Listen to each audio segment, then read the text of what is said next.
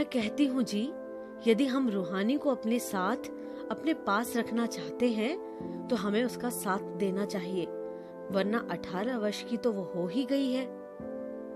प्राची भारद्वाज, मार्च 4, 2020। माँ, मैंने ठान लिया है कि मैं अभिनेत्री ही बनूंगी। अच्छा होगा आप और पापा भी मेरे इस निर्णय में मेरा साथ दो। वैसे भी जब मैंने निर्णय ले ही लिया है तो करूंगी तो मैं वही। रूहानी का सुर सख्त था, वो शुरू से अड़ियल रही थी। बड़ा होने के साथ जल्द से जल्द पैसा और शोहरत पाने की धुन ने उसे और भी कठोर बना दिया था।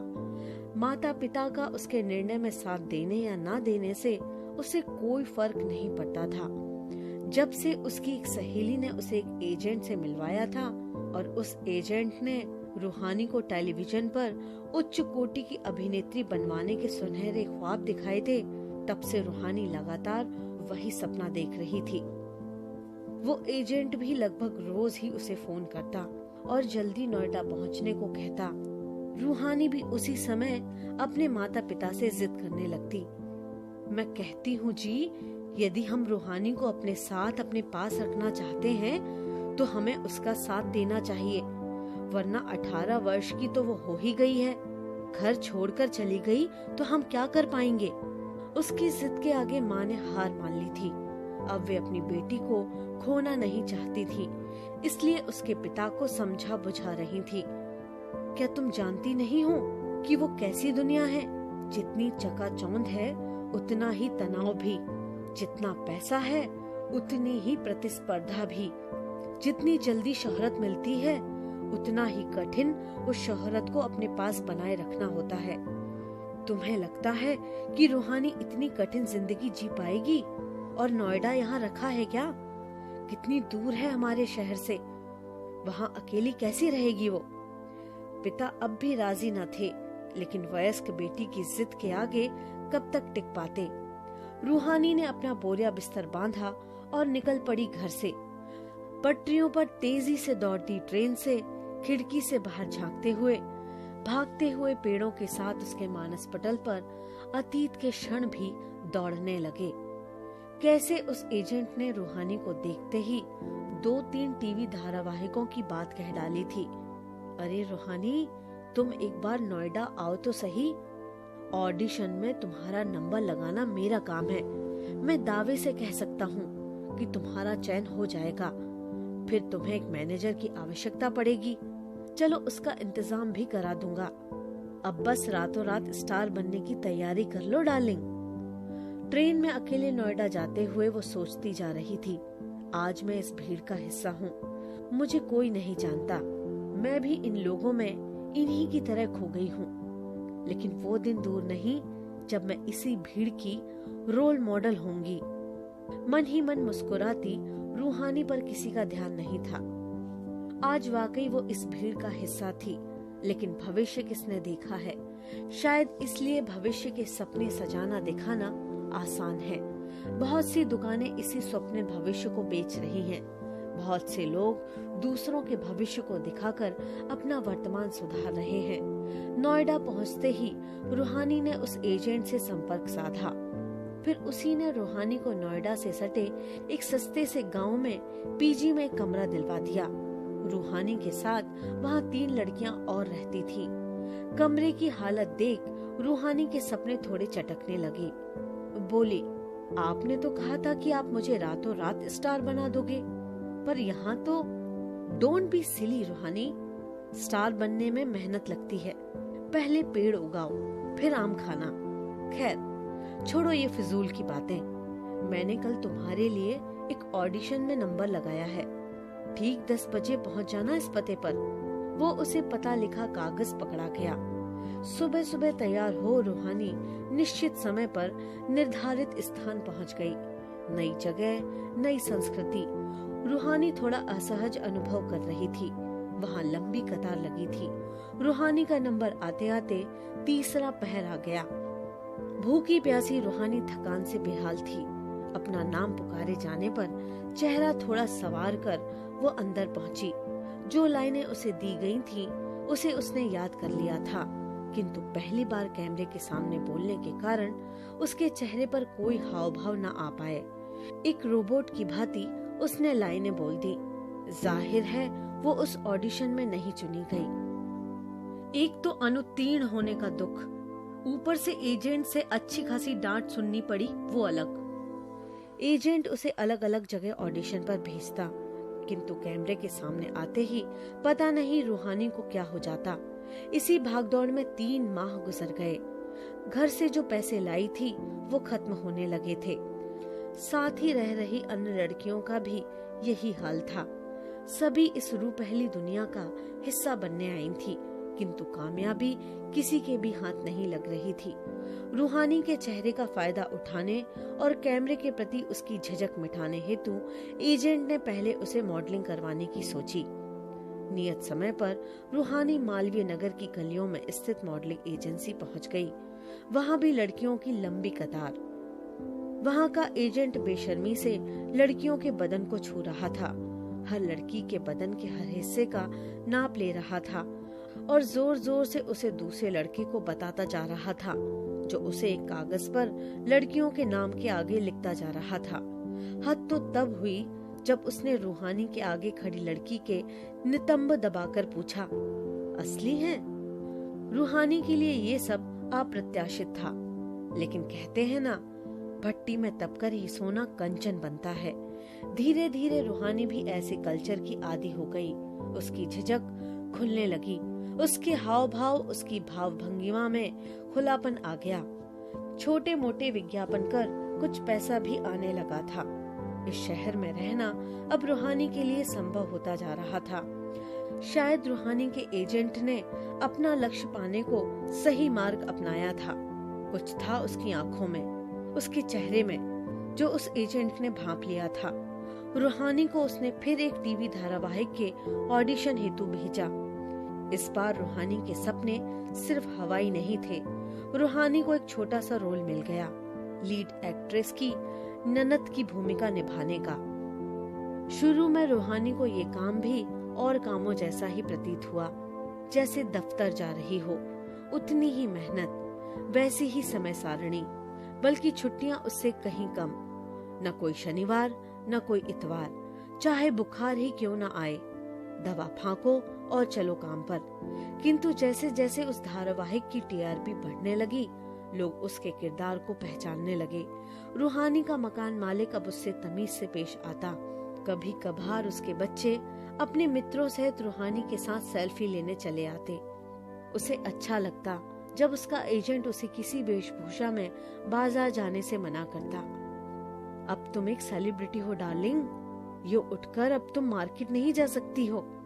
अपना सामान ऑनलाइन ऑर्डर कर दिया करो।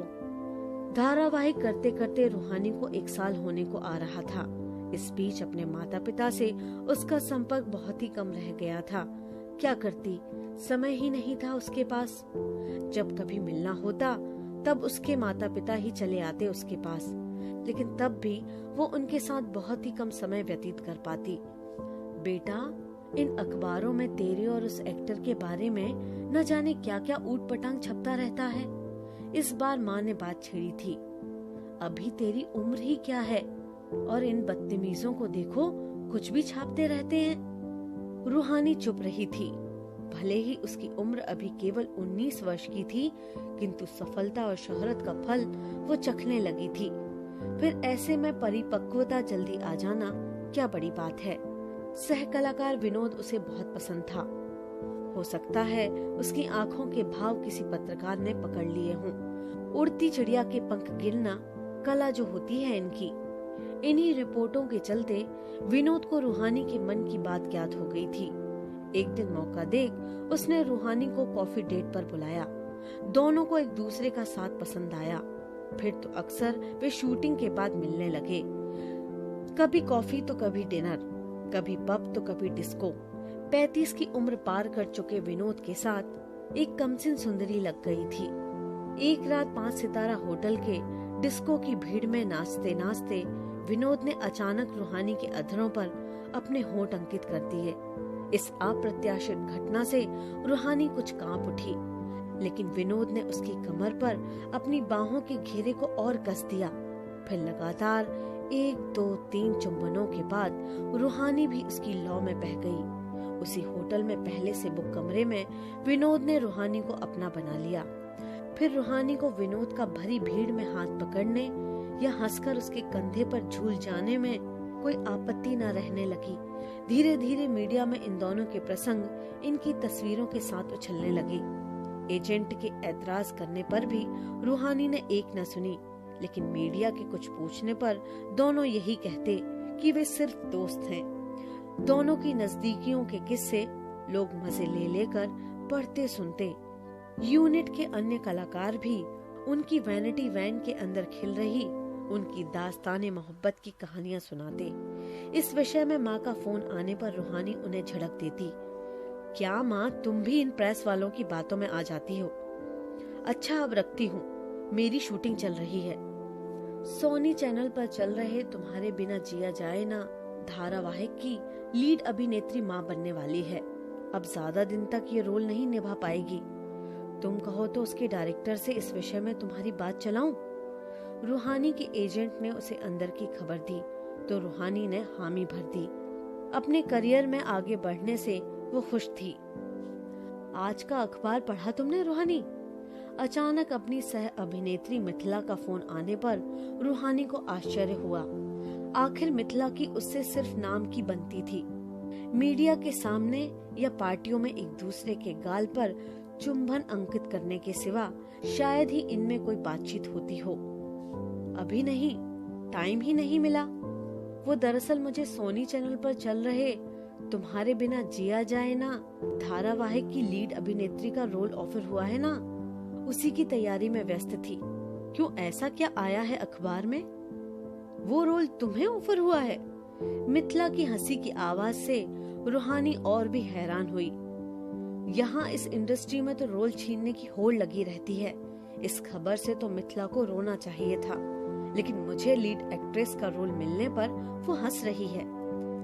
शायद तुम्हारे बिना जिया जाए ना धारावाहिक में तुम्हारे का किरदार विनोद की प्रेमिका के नाम ही आना लिखा है।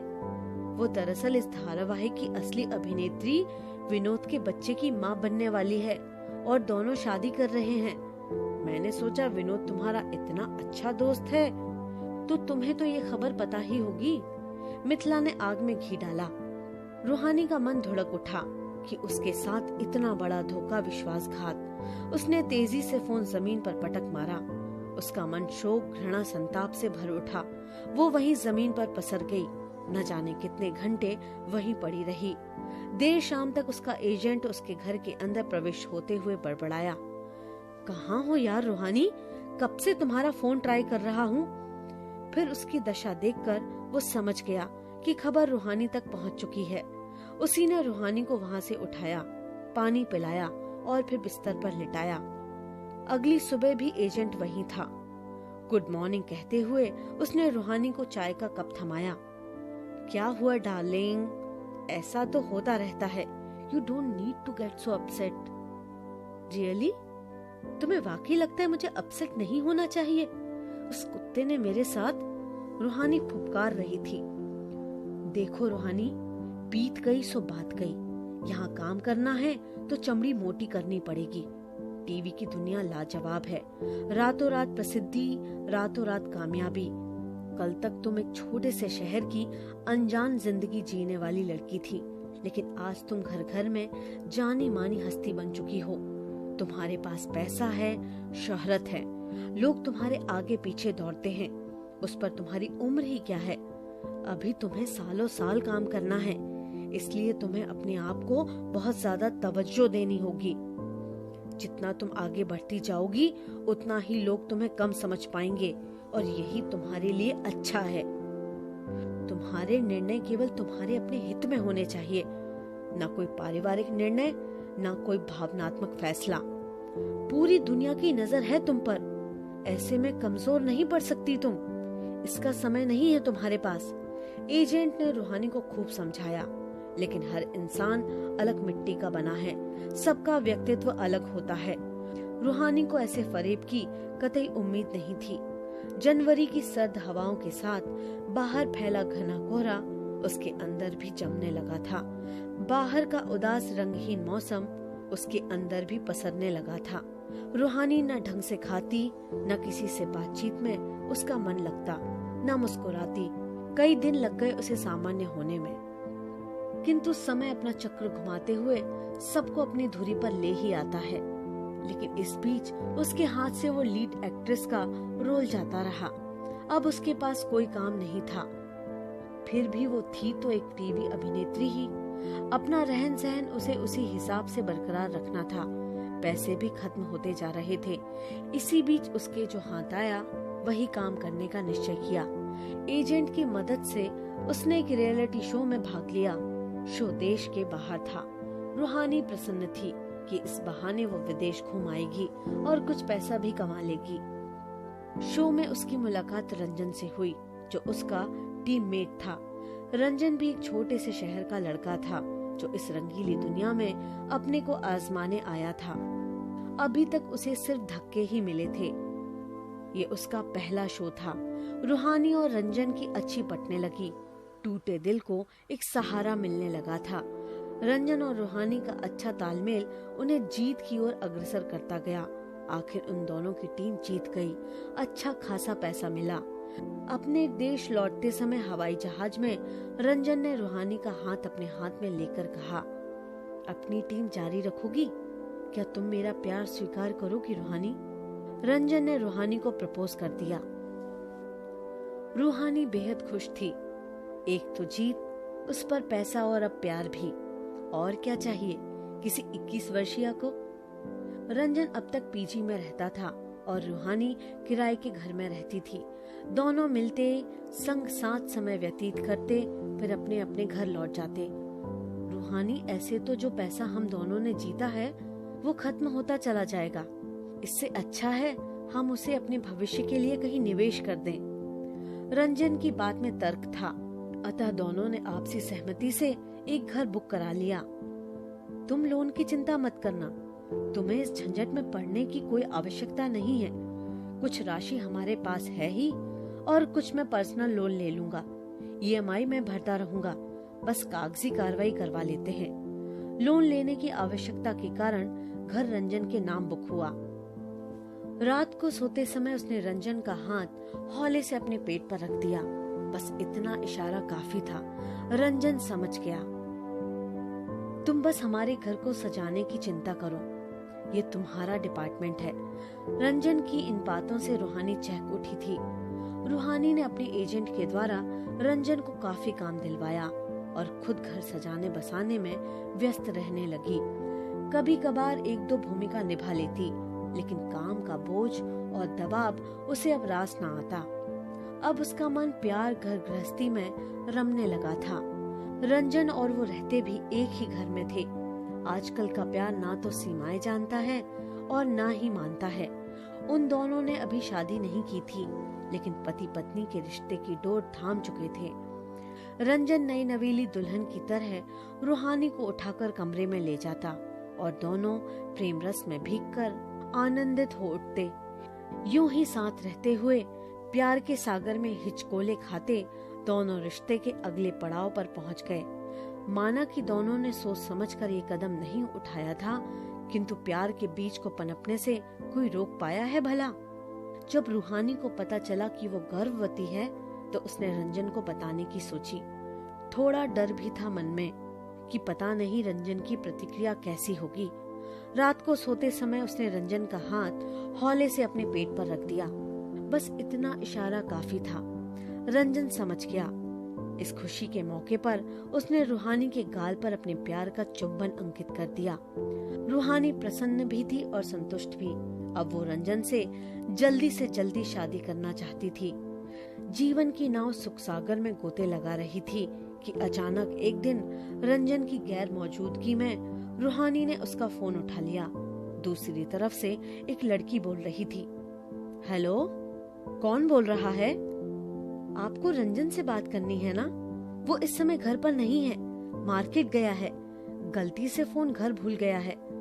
आप मुझे बता दीजिए क्या काम है आपको? रूहानी ने कहा। तुम्हें बता दूं, तुम हो कौन रंजन की? मैं उसकी गर्लफ्रेंड हूँ। जल्दी ही हम शादी करने वाले हैं। गर्लफ्रेंड? कुछ ही पलों की खामोशी के बाद वो बोली, मुझे अपना पता देना प्लीज, उसे सरप्राइज देना चाहती हूँ। रूहानी ने उसे अपना पता लिखवा दिया। बस उसी शाम उनके प्रेम नीड़ में तूफान आ गया। अचानक वो लड़की उनके घर आ धमकी। दरवाजा खोलते ही उसने रंजन को एक तमाचा जड़ा और जोर जोर से लड़ने लगी। रंजन, तुम्हारी हिम्मत कैसे हुई मुझे धोखा देने की? शायद तुम भूल गए कि तुम्हारे पिता मेरे डैड के मातहत हैं। इस चुड़ैल के साथ मिलकर तुम मेरे साथ चीटिंग कर रहे हो। मैं कपड़े की गुड़िया नहीं हूँ। मैं रोती नहीं, रुलाती हूँ, समझे? लगभग चीखती हुई वो रूहानी की ओर मुड़ी, फिर उसे धक्का देकर जमीन पर गिरा दिया। रूहानी इस तरह के बर्ताव के लिए तैयार न थी। वो लड़की रूहानी पर टूट पड़ी, उसे पीटने लगी। शोर सुनकर कुछ पड़ोसी इकट्ठा हो गए। उन्होंने बड़ी मुश्किल से उस लड़की को रूहानी से अलग किया। इस घटना से रूहानी की जिंदगी में उथल पुथल मच गई। अचानक उसका जीवन ऐसे मोड़ पर आ गया था कि आगे सिर्फ अंधेरा ही अंधेरा दिख रहा था। दरअसल रंजन का उसकी हालत पर ध्यान न देना उसे बहुत आहत कर गया था। ये वो ठेस थी जिसने रूहानी के सभी मौसम बदलकर ठंडे, निर्जीव और बेरंग कर दिए थे। रूहानी हर वक्त उदास रहने लगी थी। एक तो गर्भावस्था में डोलती मनोस्थिति, उस पर साथी से मिला दुर्व्यवहार। आजकल रंजन को उसकी खुशी, उसके मूड से कोई फर्क नहीं पड़ता था, बल्कि आजकल वो रूहानी पर अक्सर नाराज होने लगा था। रंजन के सिवा रूहानी का अपना कहने का कोई नहीं था। अकेली रूहानी सारा दिन उदासीन पड़ी रहती। रात को जब रंजन घर लौटता तो दोनों में घमासान होता। रंजन रूहानी पर हाथ भी उठाने लगा था। अवसाद से घिरी रूहानी को आगे की राह दिखाई नहीं दे रही थी कि क्या करे कि रंजन से उसका रिश्ता फिर मजबूत हो जाए। सोच सोच कर वो भी अवसादग्रस्त होती जा रही थी। ऐसे ही एक शाम रूहानी छत पर टकटकी बांधे अकेली बिस्तर पर पड़ी थी। अचानक फोन घनघना उठा। दूसरी तरफ उसी लड़की की आवाज थी। उसने रूहानी के फोन उठाते ही खरी खरी सुनानी शुरू कर दी। तुम क्या सोचती हो, रंजन को मुझसे छीन लोगी? रंजन मेरा है, सिर्फ मेरा। तुम्हारी जैसी कितनी आई और गई, लेकिन रंजन को मुझसे कोई नहीं छीन पाई। कुछ दिन इधर उधर मुंह मारने से उसका मेरे प्रति प्यार कम नहीं हो जाता, समझी? अब अपना बोरिया बिस्तर बांध और निकल जा रंजन की जिंदगी से। उस लड़की की बातें सुनकर रूहानी और भी परेशान हो उठी कि क्या रंजन ने उसे धोखा दिया है। उसका उद्विग्न मन शांत नहीं हो पा रहा था। रंजन भी उसके किसी सवाल का जवाब नहीं देता। आखिर किससे पूछे? वो सारे घर में कलपती सी घूमने लगी। स्वयं को उपेक्षित महसूस करती रूहानी छटपटाने लगी कि क्या करे, कैसे मुक्ति पाए इस अवसाद से। क्या फायदा इस सौंदर्य का, इस शोहरत का, जब कोई उसे प्यार ही ना करे। क्या इस जीवन में उसके लिए प्यार पाना संभव नहीं? इसी उधेड़-बुन में रूहानी उठी और अगली सुबह एक ही खबर सारे टीवी चैनलों पर बार बार दिखाई जा रही थी कि प्रसिद्ध अभिनेत्री रूहानी ने अपने घर के पंखे से लटककर आत्महत्या कर ली। बस फिर सब तरफ वही शो, उसकी चर्चा। टीवी इंडस्ट्री में रूहानी के सहकर्मी, उसके तथाकथित मित्रगण अलग अलग कहानियां बयान करने लगे। न्यूज चैनलों को एक बढ़िया मुद्दा मिल गया अपनी टीआरपी बढ़ाने का। एक चैनल ने रूहानी के इस कदम का दोष रंजन के जीवन में दूसरी लड़की के प्रवेश को दिया। आधार था पड़ोसियों से की गई बातचीत। तो दूसरा चैनल कहने लगा कि रूहानी गर्भवती थी और वो रंजन पर शादी का दबाव डाल रही थी, पर वो मान नहीं रहा था, इसलिए रूहानी ने आत्महत्या कर ली। तीसरा चैनल रूहानी के कुछ दोस्तों के बयान के आधार पर कहने लगा कि रूहानी ने आत्महत्या नहीं की, बल्कि रंजन ने उस दूसरी लड़की के साथ मिलकर उसका खून किया है। यानी जितने मुंह उतनी बातें। अंतिम संस्कार के समय काफी भीड़ इकट्ठा हो गई थी। सह कलाकार, आम जनता और इन सब के बीच छिपे रोते बिलखते रूहानी के माता पिता। इतनी भीड़ देखकर कौन कह सकता था कि यहाँ उसका अपना कहने को, उसकी मन की टोह लेने वाला कोई न था। रूहानी चली गई। शायद संवेदनशीलता का यहाँ कोई काम नहीं। अपने घर से जिस धन व प्रसिद्धि की खोज में रूहानी निकल पड़ी थी, वो उसे मिल तो गई, लेकिन इंसान की खोज कब रुकी है भला? धन प्रसिद्धि के पश्चात प्यार पाने की खोज, प्यार के पश्चात अपना घर बसाने की आकांक्षा, ये सूची कभी खत्म नहीं होती।